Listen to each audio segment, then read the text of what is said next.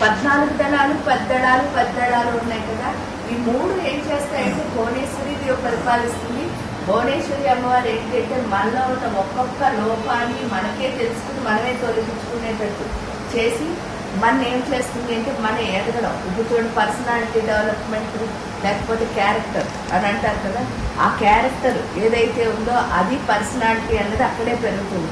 First 14 ఉన్నాయి కదా, green కలర్లో పెట్టారు ఆకులు. ఆ 14 దళాలు ఏంటి అంటే అక్కడ మనకు అర్థమై అక్కడ ఉండే లక్షణం అంటే బ్యాడ్ క్వాలిటీ ఏంటంటే పక్క వాళ్ళతో పోల్చుకోవడం.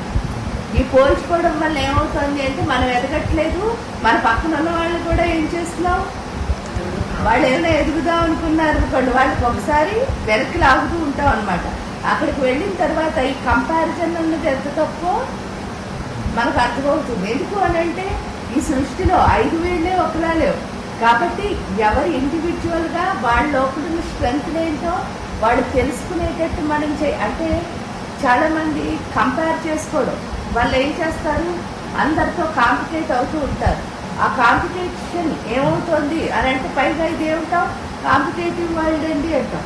కానీ కాంపిటేటివ్ వరల్డ్ అన్నది ఎక్కడ ఉండదు, అసలు సొసైటీలో ఉండకూడదు. ఎందుకంటే వీళ్ళందరూ హ్యూమన్స్ కదా.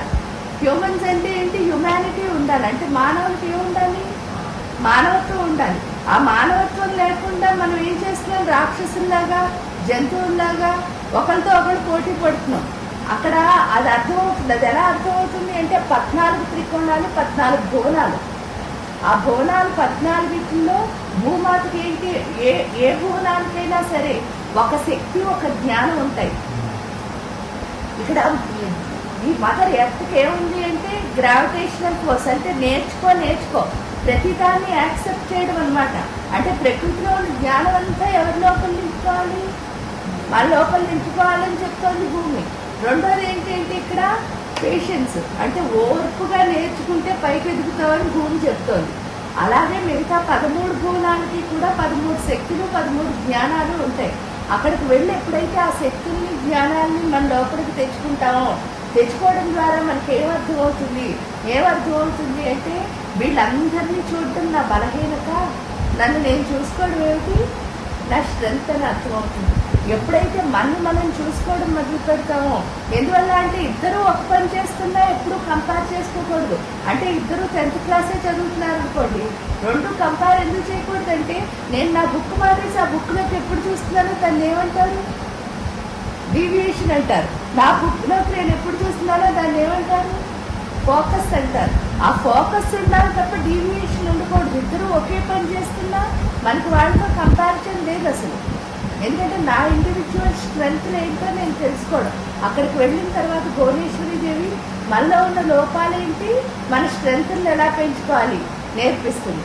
ఎప్పుడైతే నేర్చుకున్నామో ముందుకు వెళ్తే ఇంకా ఎదగకపోవడానికి కారణం ఏంటంటే మనలో ఒక భయం ఉంటుంది, ఇన్సెక్యూరిటీ.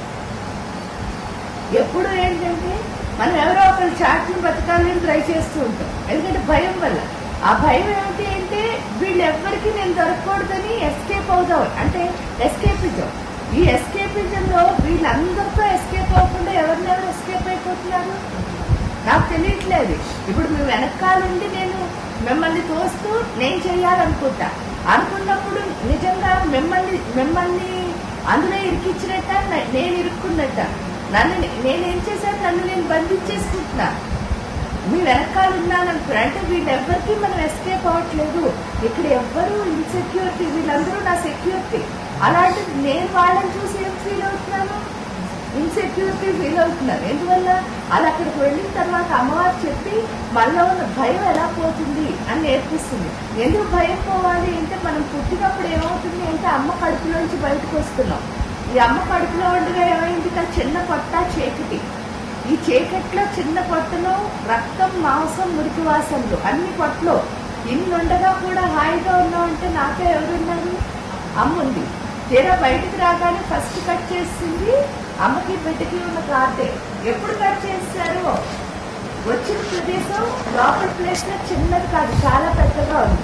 ఈ లోపలంతా ఏముంది, చీకటి. ఇక్కడంతా వెలుగు. ఈ లోపలంతా రక్తం మాంసం. ఇక్కడేమో చాలా డ్రైగా ఉంది. ఇక్కడేమో ఇంప్యూర్ వాసనలన్నీ వస్తున్నాయి, ఇక్కడంతా మంచి వాసనలు వస్తున్నాయి. ఇన్ని కొత్త ప్రదేశం ఎన్నిసార్లు చూసి ఇన్ని కొత్తగా అన్నీ చూసాం. అదే కాకుండా మనం పుట్టామని చూడడానికి ఇలాంటి ఆకారాలన్నీ వచ్చాయి. ఇవేమీ లోపల చూడలేదు. అన్ని కొత్తగా చూసేసరికి నాతో ఎవరు లేరని తెలిసింది, అమ్మలేదు. ఎప్పుడైతే మనతో అమ్మ ఎప్పుడు లేదని తెలిసిందో నేను ఒంటరి అసలు నిజమైన ఎస్కేపిజం అదే. నేను ఎన్నోగా బతుకుతున్నానని అనుకుంటాం. అక్కడికి వెళ్ళిన తర్వాత 10 మంది ఏం చెప్తారంటే ఇక్కడ అసలు లోన్లీనెస్ ఫీల్ అవ్వడానికి ఎందుకు లేదు అంటే ప్రకృతి మొత్తం ఎవరి స్వరూపం, అమ్మ స్వరూపమే. ఎక్కడికి వెళ్ళినా నాకు సెక్యూరిటీయే. ఎప్పుడు అంటే నేను ప్రతిసారి ఎవరిలా భావించినప్పుడు, అమ్మలా భావించినప్పుడు. అమ్మలా భావించడం అంటే ఏంటంటే దేన్నైనా సరే మనం ఎలా చేయాలి అంటే రెస్పెక్టబుల్గా, వాల్యూతో, ఇష్టంగా చేయాలి. అది అక్కడికి వెళ్ళాక అర్థమవుతుంది. మనం ఏ పని చేసినా సరే మీరేమి వెనక్కి లాక్కోక్కర్లే, ఇష్టంగా చేస్తే చాలు, మీరు చేసిన పని ఏమవుతుంది, ముందుకు వెళుతుంది. అది అర్థమవుతుంది అక్కడ. ఎప్పుడైతే అర్థమైందో ముందుకు వెళ్ళాక చూడండి, వైట్ కలర్ అవి కూడా 10 ట్రయాంగిల్సే ఉంటాయి. అది భువనేశ్వరి దేవి. ఈ హార్ట్లో ఏంటి అంటే మనకి చాలా లిమిటేషన్స్ ఉంటాయి. ఆ లిమిటేషన్స్ ఏంటి అంటే అన్ని స్వార్థాలు. అయ్యి బాబాయ్ ఇది నాకు కాకుండా నేను ఎవరికైనా ఇచ్చేసానుకో ఏమైపోతుందో, నా శక్తి పంచడానికి ఇష్టం ఉండదు, జ్ఞానం పంచడానికి ఇష్టం ఉండదు, మూడోలు ఏం పంచడానికి ఇష్టం ఉండదు, మన డబ్బులు వస్తువులు ఏవి ఎవరికి ఇవ్వడానికి ఇష్టం ఉండదు. కానీ అక్కడికి వెళ్ళిన తర్వాత ఏమర్థమవుతుంది అంటే మనలో ఉన్న లోపమే దాని అర్థమవుతుంది. ఎందుకంటే ఇదంతా మూవింగ్ ఎనర్జీ. మీ నుంచి నాకు, నా నుంచి ఇంకోటికి అలా వెళ్ళిపోతూ ఉంటేనే ఈ ఎనర్జీ వృద్ధి అవుతుంది. తప్పితే మన దగ్గరే దాచేస్తే ఏమవుతుంది? సీక్రెట్గా ఉండడం ఒకటైతే, రెండో చూడండి మీరే కష్టపడి సంపాదించుకుంటారు కానీ మీరు ఎవరికీ చెప్పుకోలేకుండా దాన్ని దాచారనుకోండి, దాన్ని ఏం మనీ అంటున్నాం? ఉత్తిరే ఏం రావట్లేదు కదా, అది మన కష్టంతో వచ్చింది. అంటే ఏంటంటే మనం ఒక ఎనర్జీని దాస్తే అది మన కష్టమైనా సరే అది వేస్ట్ అయిపోతుంది మీరు చూసినప్పుడు. ఎందుకంటే మీరు ఎవరికి చూపించలేదు దాన్ని. అంటే విజయం వచ్చినప్పుడు ఒక సక్సెస్ని మీరు ఎవరితోనూ పంచుకోలేనట్టుగా ఉన్నారు అంటే మీ విజయం అసలు విజయంలో లెక్క. మీరు ఏంటంటే మనకు వచ్చిన ప్రతి చిన్న విషయాన్ని మనం ఏం చేయగలగాలి? ఎంజాయ్ చేయాలి. ప్లస్ నా ఎంజాయ్మెంట్ మీరు కూడా ఎంజాయ్ చేసి ఉండాలి, అందరూ ఉండాలి. అంటే నాకు ఎవ్వరూ లేరు, నేను కూడా ఎంజాయ్ చేయలేకపోతున్నానంటే అది విజయమా? అంటే అది సక్సెస్ కాదు. అక్కడికి వెళ్ళాక అది అర్థమవుతుంది. అంటే నాకు సక్సెస్ ఉండాలి అంటే నేను ఎప్పుడు నా దగ్గర ఉన్న ప్రతి దాన్ని నేను ఏం చేస్తూ ఉండాలి? మూవ్ చేసేస్తూ, అంటే పని చేస్తూ ఉండాలి. అసలు దగ్గర ఉంచుకోకూడదు. ఎందుకు ఉంచుకోకూడదు అంటే మనం ఏది దగ్గర ఉంచుకున్నా సరే దానివల్ల ఫైనల్గా ఏం మిగులుతుంది అంటే ఒక బ్లాకే. మీరు డబ్బును దగ్గర ఉంచుకున్నారనుకోండి, దానివల్ల ఏం చేస్తారు? ఇన్కమ్ ట్యాక్స్ వాళ్ళు వచ్చి మనమే కష్టపడిందే కానీ అసలు ఎవ్వరూ మన మాట వినరు. నువ్వెందుకు ఇవ్వకుండా దాచావని చెప్పి మన మీదే కేసు వేస్తారు. అది శక్తిని దాచావనుకోండి, ఎందుకంటే అది పనికి రాకుండా ఇంకా ఎక్కువ శక్తి. అదే మన ఆ శక్తి కూడా అక్కర్లే. మీకు ఎగ్జాంపుల్ చెప్పాలంటే అన్నం విపరీతంగా తినేసాం అనుకో, ఒక రోజంతా కూర్చొని కడుపు అంతా ఏమైపోతుంది? ఖరాబ్ అయిపోయి నొప్పి వచ్చేసి మనం ఆ రోజంతా కింద దొల్లి పైన దొల్లి మన ఇంట్లో మనం వండుకున్న అన్నమే అది శక్తే కదా. అలాగే ఈ మంత్రశక్తిని కూడా ఊరికినే తీసేసుకుని దాన్ని ఎవరికైనా పంచితే వాళ్ళు ఎక్కడ బాగుపడతారో అని మన లోపల దాచుకున్నాం అనుకోండి, ఫైనల్గా ఏమవుతుంది? ఏదో ఒక అవయవాలు అది రోగం కిందే మారుతుంది. ఎందుకు అని అంటే బ్లాస్ట్ అవుతుంది. లైక్ అగ్నిని తీసుకెళ్ళి ఎవరికి కనిపించకూడదని ఒక దాంట్లో దాచి దానికి మూట పెట్టామనుకోండి, ఏమవుతుంది? అంటుకుంటుంది. ఆ పక్కనన్నా అంటుకుంటూ వెళ్ళిపోతుంది. అంటే ఏ శక్తినైనా సరే మన దగ్గర ఏం చేయకూడదు? దాచకూడదు. దాన్ని ఏం చేయాలి? హైడ్ చేయకుండా అందరికీ ఇస్తూ ఉండాలి. అది జ్ఞానం అవ్వచ్చు, శక్తి అవ్వచ్చు, లేకపోతే వస్తువు అవ్వచ్చు, మనీ అవ్వచ్చు, తిండి అవ్వచ్చు, ఏదైనా కానీ అది ఎంత మూవ్ అయితే మనం అంతా స్ప్రెడ్ అవుతాం. ఎంత స్ప్రెడ్ అవుతే అంత బాగా మన విజయాన్ని మనం ఎంజాయ్ చేస్తాం. మనం ఎంత బాగా ఎంజాయ్ చేస్తే అందరూ ఎంజాయ్ చేస్తాం. వాళ్ళు నేను చెప్పిన దాన్ని తీసుకోలేదంటారు, ఫస్ట్ వీళ్ళే చేయరు ఎంజాయ్. నా పాస్ని నేనే ఎంజాయ్ చేయకపోతే మీరేలా చేస్తారు? అక్కడికి వెళ్ళాక అది అర్థమవుతుంది.